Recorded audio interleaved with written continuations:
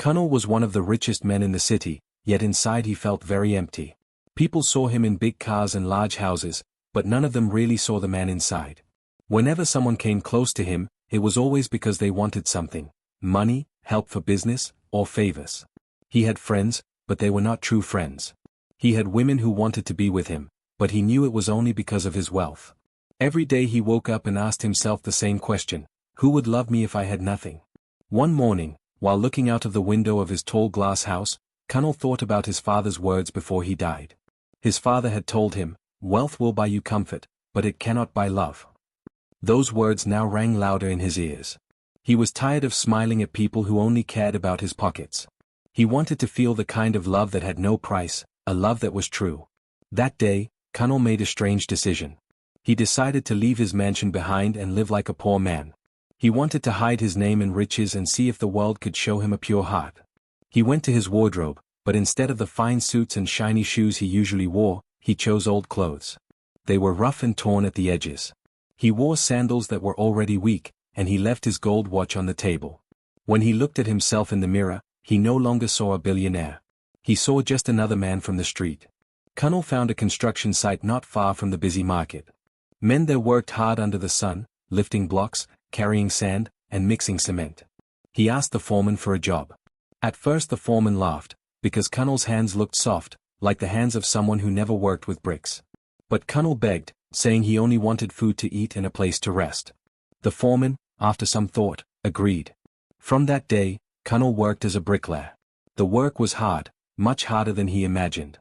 His back ached from carrying blocks. His hands, once soft, became rough and full of blisters. The hot sun beat down on him, and sometimes he thought he could not go on. But whenever he wanted to give up, he remembered his mission. He wanted to know if there was anyone who would love him without knowing he was rich. That thought kept him strong. The other workers treated him like one of their own. Some laughed at him because he was not strong like them. They called him the weak man, but Connell did not get angry. He only smiled and worked harder. At night, when the other men went home, Connell sat alone near the site. He looked at the stars and thought about his strange life. He was richer than all of them put together, yet here he was, sitting in the dust with nothing. He felt both free and lonely at the same time. Every day he walked through the market in his old clothes. Nobody recognized him. People passed him by as if he was invisible. Some even looked down on him because they thought he was a beggar. This made him see life in a new way. He began to understand the pain of the poor, how society judged them without knowing their hearts. For the first time, he knew what it felt like to be looked at as nothing. One afternoon, while resting after hours of carrying bricks, Connell heard the other men talking. They spoke of their wives, children, and the small joys in their lives. Though they had little, they still found reasons to laugh. Connell listened and wondered how happiness could live in poverty, while he, with all his riches, could not find peace. Their laughter touched him, and he began to smile with them. Slowly, he was learning that wealth was not the only way to feel alive. But inside him, the search for love was still burning. He did not just want friendship with the workers. He wanted someone whose heart could see beyond his clothes and his broken sandals. He wanted a woman who would treat him with respect even if he had no money to give. He wanted love that could stand strong even when the world turned its back. At night, as he lay on an old mat in a small corner near the site, he thought about what might happen. Would he ever find such love? Or was he chasing a dream too big for this world? His heart was both heavy and hopeful. He knew that somewhere out there, someone must have a heart that did not bow to money. He only prayed that his path would cross with hers. Connell closed his eyes and whispered into the night, "I will find her. And when I do, I will know it is true." His journey as a poor bricklayer had only begun, but already his heart felt different. For the first time in years, he was no longer surrounded by fake smiles and greedy hands. Instead, he was surrounded by the raw truth of life: hard work, hunger, laughter, and struggle. He knew it was going to be a long road, but he was ready. Connell had given up the comfort of his riches for the hope of finding true love. And though the city saw him as a poor man carrying bricks, he knew his heart carried something greater, a longing that no amount of wealth could ever satisfy. The days stretched on, the dust covered his clothes, and the sun burned his skin, but he kept moving. He had hidden his true self, locked away behind old shirts and broken sandals, waiting for the one heart that could see him for who he really was. And so, the disguise continued. Connell was no longer the billionaire in the mansion. He was just a homeless bricklayer, living among men who had nothing, searching for the one thing he had never been able to buy, love. Kunnal's body ached from the heavy loads he carried all morning. His back bent under the weight of bricks, and sweat rolled down his face, stinging his eyes. The sun was high and sharp, burning his skin as though it wanted to punish him for daring to work under it. By the time the foreman shouted for a short break, Kunnal could barely stand straight. He walked slowly to the side of the site, where workers often sat on broken blocks to rest. His stomach growled, but he ignored it. He had grown used to eating little since beginning this strange journey of living as a poor man. That was when he noticed her. A young woman stood near the entrance of the construction site with a small tray balanced on her head. Her wrapper was tied neatly, and her face was calm, though the sun pressed on her just as hard. She moved with quiet grace, calling softly to the workers. "Come and buy food. Fresh rice, beans, stew." The men hurried toward her, pulling out small coins to exchange for her meals. She handed them food with a smile that reached her eyes, never rushing, never scolding. Kunnal watched from where he sat today. He felt too tired to move, too hungry to ignore the smell of her stew. The aroma drifted toward him, making his mouth water. Still, he sat back quietly, knowing he had only a little money hidden in his pocket. That money was meant for later, perhaps for a small loaf of bread to share with another worker. So, he stayed where he was, hoping his hunger would fade. But Aisha noticed him. Her eyes, sharp and gentle at the same time, caught the way he sat apart from the others. She saw the rough state of his clothes, the dust covering his arms, the way his lips were dry. Something about him pulled her heart. She could tell he was not just tired, he was weary, as though life itself had been too heavy on him. Without waiting for him to approach, she moved closer. "Here," she said softly, lowering her tray and bringing out a small plate. She scooped rice and stew into it and held it out. "Eat." Kunnal blinked, surprised. I don't have money right now," he said quietly. His voice was hoarse, filled with exhaustion. Aisha shook her head. "I didn't ask for money. You need this more than I need the coins." Her tone was firm but kind, like someone who knew what it felt like to go hungry and had decided no one else should suffer it. For a moment, Kunnal just stared at the plate in her hand. His whole life, people had wanted something from him. Even when they gave him a smile, it was because they hoped for a gift, a favor, or some kind of payment. This was the first time in many years that someone had given him something without expecting anything back. His heart beat strangely in his chest. "Thank you," he whispered, taking the food with both hands as if it were treasure. Aisha smiled faintly and moved back toward her tray, ready to serve the others again. But Kunnal could not take his eyes off her. She was not dressed in anything fine, just simple clothes, a scarf covering her hair, and sandals worn from many journeys through the market streets. Yet she carried herself with dignity. She had no idea that the man eating her rice was one of the richest in the city. To her, he was only a weary laborer, and still she gave him kindness. As Kunnal ate, he found himself tasting more than food. Each spoonful felt like hope, like a reminder that there were still hearts in the world untouched by greed. He ate slowly, not wanting the meal to end, but also watching Aisha as she moved among the men. She laughed lightly when one joked with her, and her eyes softened when she saw an older worker struggling with coins. To that man, too, she gave food first before asking for payment. Something stirred inside Kunnal. He had met women in ballrooms and grand hotels, dressed in gold and diamonds, speaking softly in polished accents. None of them had touched him the way this woman with a simple food tray had. After finishing his meal, Kunnal stood and walked toward her. "Your food is very good," he said, trying to keep his voice steady. Aisha looked up, smiling. "It fills the stomach. That is what matters. You need strength to carry all those heavy blocks." Kunnal gave a small laugh. "Yes, strength," he repeated, though his thoughts were far away. He wanted to ask her name, but he stopped himself. What if she thought he was like the others, only trying to get close for selfish reasons? He decided to wait. As the workers returned to their tasks, Kunnal picked up his shovel again, but his mind was no longer on the bricks. Every time he lifted a block, every time sweat rolled down his face, he thought of the girl who had given him food without asking for payment. The kindness of that simple act filled his chest in a way money never had. That night, as he lay on his mat, he thought about her again. Who was she? Did she have a family? Did she struggle the way the other women in the market did? And why did her one act of generosity feel larger than all the gifts he had ever received from people who knew his wealth? For the first time in his strange journey, Kunnal felt that perhaps his plan was leading him somewhere. Maybe this disguise, this life of dust and sweat, was not just about hiding his wealth. Maybe it was about finding a heart like Aisha's, a heart that could see him as just a man, not a billionaire. He closed his eyes, replaying the moment she held out that plate of food. His lips formed a quiet prayer of thanks. In a world where money ruled everything, he had met someone who gave without asking, someone who reminded him what real kindness looked like. And in that small act of generosity, Kunal felt the first spark of something he had almost stopped believing in, hope. The days at the construction site slowly turned into weeks, and during that time, Kunal found himself looking forward to one thing more than anything else: the sight of Aisha walking toward the gate with her tray of food. At first, their conversations were short, just a few words about food, about the work, or about the weather. But slowly, as the days passed, those few words grew into longer talks. When the other workers rushed to finish their meals and returned to lifting bricks, Kunal often stayed behind with Aisha. He would help her wash the small plates or carry her heavy tray back to the roadside. It gave them more time to talk, and in those simple moments, a bond began to grow between them. Aisha was not like anyone Kunal had ever known. She did not speak of riches or complain about poverty. Instead, she spoke of her dreams. One afternoon, while arranging her bowls, she said softly, "I wish to have my own small restaurant one day. Nothing big, just a place where people can come and eat good food, and children who have nothing can eat without paying." Kunal's heart stirred at her words. He leaned forward, his rough hands resting on his knees. "Why children?" he asked, though he already felt the answer. "Because I know hunger," Aisha replied. Her eyes grew distant, as if remembering. "When I was little, my mother and I sometimes went to bed without food.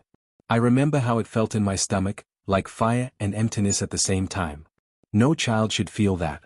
If God blesses me, I will feed them." Kunal looked at her quietly, unable to speak for a moment. He had spent years surrounded by people who only thought of gaining more money, more fame, more power. And here was Aisha, with almost nothing, yet her dream was to give. It humbled him. He felt as though she was teaching him something he had long forgotten. But he could not tell her the truth about himself, not yet. She only knew him as a poor bricklayer, a man who worked hard but earned little. He feared that if she discovered his true identity, everything would change. So he kept his secret hidden deep in his heart, and instead, he just listened. Each evening, their bond grew stronger. They talked about small things, the best way to cook beans, the noise of the marketplace, even funny stories of workers who argued over tools. But they also spoke about bigger things: life, faith, and hope. One evening, as the sun lowered and painted the sky in soft orange, Aisha asked him, "Why do you work here? You do not look like the others. Your hands, yes, they are strong, but sometimes, when you talk, you sound like a man who has seen more than bricks and dust." Kunal smiled faintly, hiding the quick race of his heart. "I am just a man trying to live," he answered carefully. "Work is work. As long as it feeds the stomach, it has value." Aisha nodded slowly, though her eyes lingered on him with curiosity. She did not press further, and Kunal was grateful. The workers began to notice their closeness. Some teased him, laughing that the food seller liked him more than the rest. Others warned Aisha not to waste her time with a man who could not offer her a better life. But Aisha paid them no mind. To her, Kunal was not just another worker, he was someone who listened, someone who did not laugh at her dreams. One rainy evening, when the workers ran for shelter, Kunal found Aisha sitting under a tree with her tray covered by cloth.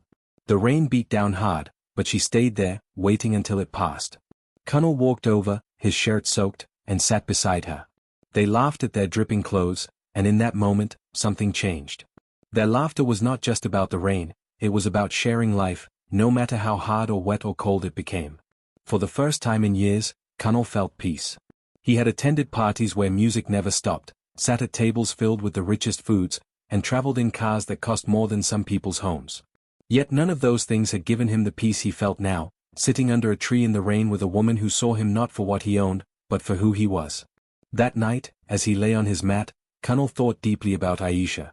She respected him without knowing his name, his wealth, or his power. She saw him as a man, nothing more, nothing less. And that respect touched him more than any jewel or crown ever could. He wondered how long he could keep the truth from her. But for now, he decided to wait. He wanted to enjoy this simple bond, this rare connection. He wanted to know, without doubt, that when the truth was finally revealed, it would not break what they had built.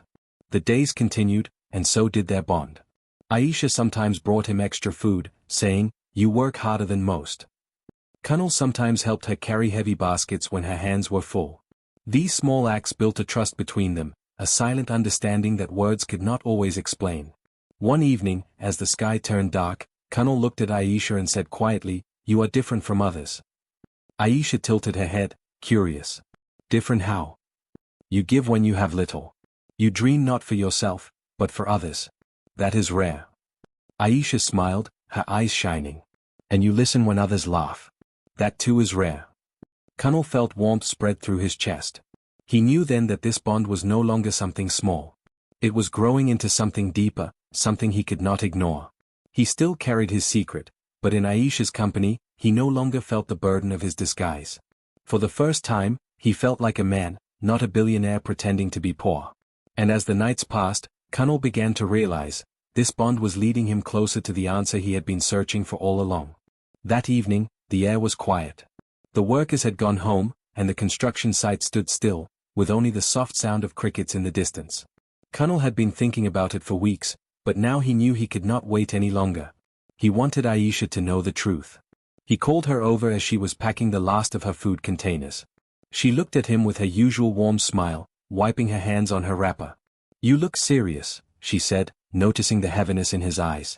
"I need to tell you something," Kunal began. His voice was calm but firm. "Something I have kept from you." Aisha tilted her head, curious but not afraid. "What is it?" He paused, searching her face, wondering how she would react. Finally, he said, "I am not a poor man. I am not just a bricklayer. My name is Kunal Adeyemi, and I am one of the wealthiest men in this city." At first, Aisha laughed softly, thinking it was a joke. "Ah, Kunal, you like to play," she said, shaking her head. But when she saw the seriousness in his eyes, her laughter faded. "I mean it," he continued. "I came here in disguise because I wanted to know if someone could love me for who I am, not for my money." Aisha blinked, her hands trembling slightly. "You, rich? But, how?" Kunal asked her to follow him. He led her away from the dusty road and into a quiet street. Soon, a sleek black car waited for them. The driver stepped out and bowed his head respectfully. Aisha froze, staring at the car, then at Kunal. "This is one of mine," Kunal explained gently. "I own many, but they mean nothing to me compared to what I found with you." Her lips parted in shock. She felt her knees grow weak, as if the ground beneath her had shifted. She entered the car hesitantly, her heart pounding with disbelief. The drive felt unreal, like a dream she could not wake from. When they arrived, the gates of a grand mansion opened wide. The house was tall, shining with lights, and the garden stretched endlessly with flowers and fountains. Aisha could barely breathe as she stepped inside. Marble floors, golden chandeliers, and walls filled with paintings surrounded her. This cannot be real," she whispered. "Kunal, who are you truly?" He turned to her, his eyes soft. "I am the same man who carried bricks and shared jokes with you at the site. That is the man I want you to see. This wealth, these cars, these walls, none of them matter to me. You matter to me." Tears filled Aisha's eyes. She had spent her life believing that wealth changed people, that riches often destroyed kindness. Fear tugged at her heart. "But now that I know, will you change? Will you treat me differently?" Kunal stepped closer, his voice steady. "No. It was your kindness that showed me what true love is. When you gave me food without asking for anything, when you shared your dreams not for yourself but for others, you proved something no riches ever could. You showed me a love that is pure." Her tears spilled down her cheeks, and she covered her face with her hands. She felt overwhelmed, like her world had turned upside down. But when Kunal gently pulled her hands away and looked into her eyes, she saw no pride, no arrogance, only the same man she had come to trust. They sat together in the quiet of the mansion's grand living room. Aisha's heart beat wildly as she tried to make sense of it all. "So all this time, you tested me?" she asked softly. Kunal shook his head. "Not tested. I was searching. I wanted to find a heart that would see me, not my name or my money. And I found it in you." For a long moment, silence filled the room. Aisha looked around at the golden furniture, the polished floors, and the soft glow of light. Then she looked back at Kunal, who now appeared both rich and poor at the same time, rich in wealth, but humble in spirit. Slowly, she smiled through her tears. "Then you already have my heart," she whispered. "Not because of this place, not because of your riches, but because of the man I met at the site." Kunal felt a weight lift off his chest. For the first time, he no longer needed to hide. He took her hands in his and held them firmly. "Then I promise you," he said, "this wealth will not separate us. Instead, it will help us give life to your dream. That small restaurant you told me about, we will make it real. We will feed not only children, but families who have nothing." Aisha gasped softly, her eyes widening. "You would do that?" "I would do anything," Kunal replied, smiling gently. "Because you gave me the gift of love when I was nothing but a man in old clothes. That is worth more than all of this." Her heart swelled, and she leaned against him, finally letting herself believe. All the doubts and fears melted away, replaced by something greater, hope. The next morning, when Aisha woke in the mansion, it still felt like a dream. But when Kunal greeted her with the same soft smile she had seen 100 times at the construction site, she realized the truth. He had not changed. He was still the man she loved. The world outside would soon know about his secret, and whispers would spread through the city. But in that moment, it did not matter. What mattered was the bond they shared, the bond that no riches, no laughter, and no gossip could ever break. And so, the poor bricklayer she had once fed became the billionaire who placed his future in her hands. For Aisha, the truth had not destroyed their love. It had only made it stronger. The day of the wedding was unlike anything the city had seen before. Bright colors filled the streets, drums echoed in the distance, and people from all walks of life gathered. Some came out of curiosity, some out of joy, and others simply because they could not believe the story was true. How could a billionaire, one of the richest men in the land, marry a simple food seller who once gave him a plate of rice without asking for a single coin? Yet here they were, Kunal and Aisha, standing together, side by side, with smiles brighter than the sun. Kunal wore a fine agbada of deep blue, embroidered with golden threads, while Aisha glowed in her white lace gown, her head covered with a soft jewel. But more beautiful than her clothes was the peace on her face. She was not dazzled by the riches surrounding her, she only cared about the man who held her hand with tenderness. When the vows were said, and Kunal placed the ring on Aisha's finger, there was silence for a moment, as if the world itself paused. Then the crowd erupted in cheers. Even those who once doubted and mocked clapped their hands until they were sore. But Kunal and Aisha did not spend their lives lost in parties or locked inside the mansion. From the very start, they had a vision. Kunal remembered Aisha's dream of opening a restaurant that would serve poor children for free. He also remembered his own days at the site, sweating under the sun, watching men break their backs for small pay. So instead of hiding his wealth, Kunal decided to use it in a way that would change the city forever. Together, they opened schools for children who had no chance of education. The classrooms were simple, painted in bright colors, filled with wooden desks and chalkboards. But for the children, it was like stepping into a palace. They laughed, learned, and sang songs that filled the streets with joy. Parents wept in gratitude, blessing Kunal and Aisha for giving their children a future. Next, they built homes for widows, orphans, and families who once slept under bridges or in broken huts. The houses were small but strong, with tin roofs that did not leak and walls that kept out the cold. For those families, it was not just a roof over their heads, it was dignity restored, a chance to live with pride. Aisha also opened her restaurant, just as she had once dreamed. But it was no ordinary place. Every day, hungry children lined up, and the smell of jollof rice, beans, and fried plantain filled the air. Aisha made sure no child left hungry.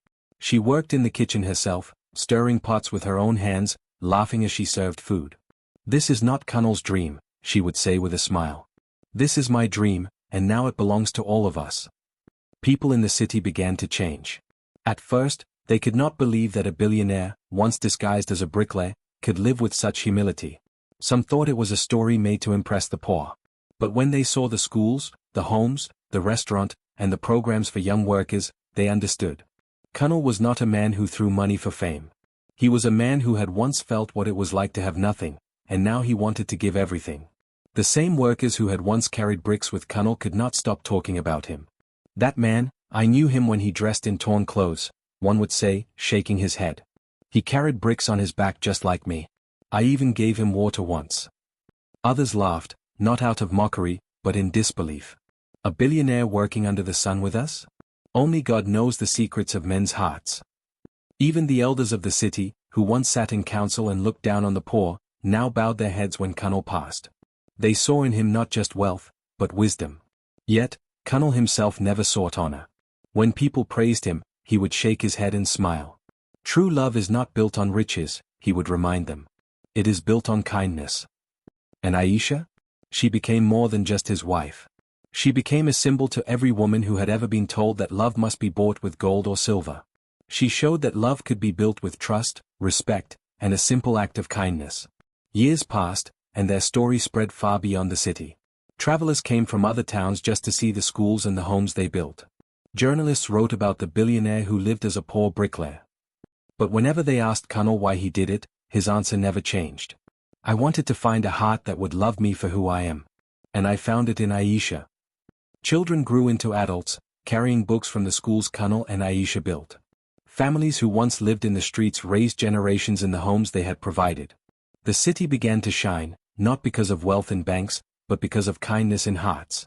And still, every evening, Kunal and Aisha would sit together in the garden of their mansion, watching the sunset. They would talk about the days at the construction site, when Kunal carried bricks, and Aisha sold food by the roadside. Sometimes they would laugh at how the world had changed since then. Other times they would sit in silence, holding hands, grateful for the journey that had brought them together. The people who once mocked, doubted, or envied them now looked at them with respect. Mama Zainab, an old woman who once whispered that Aisha was foolish for giving food to a poor man, now came often to bless her with prayers. She would say, "May God multiply the kindness in your hearts. You have shown us what true love looks like." And so, the story of Kunal and Aisha became a tale passed from mouth to mouth. Parents told it to their children at night, teachers told it in classrooms, and preachers shared it in their sermons. It was no longer just the story of a billionaire who disguised himself as a poor man. It was the story of how kindness could change a life, how love could transform a city, and how two hearts could build something greater than gold.